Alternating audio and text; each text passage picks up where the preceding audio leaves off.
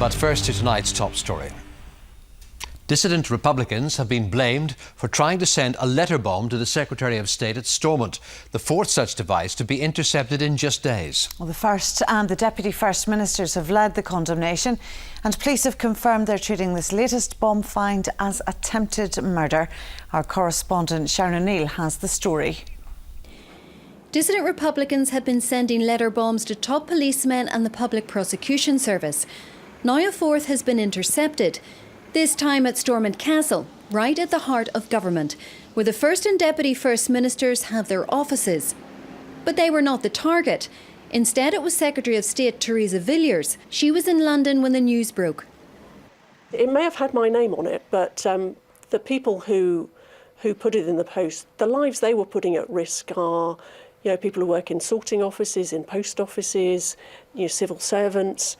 All those lives and physical safety were put in jeopardy. I think that's disgraceful. I think it's reckless, and that's why I condemn it. The media was kept well away from the security operation here. The alarm was raised this morning when a suspect package addressed to the Secretary of State was found in the post room. Now, sources have confirmed the letter bomb is more or less the same as those intercepted in recent days.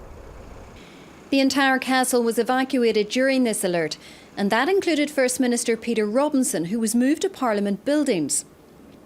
Well, I think it's outrageous. It says something about the mentality of the people who would be behind this. This endangers postal workers, it endangers civil servants and others who are opening the mail.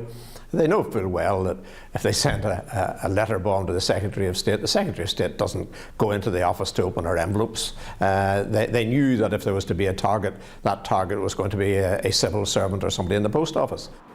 The return of the letter bomb comes against the backdrop of continued attempts by dissidents to kill and injure.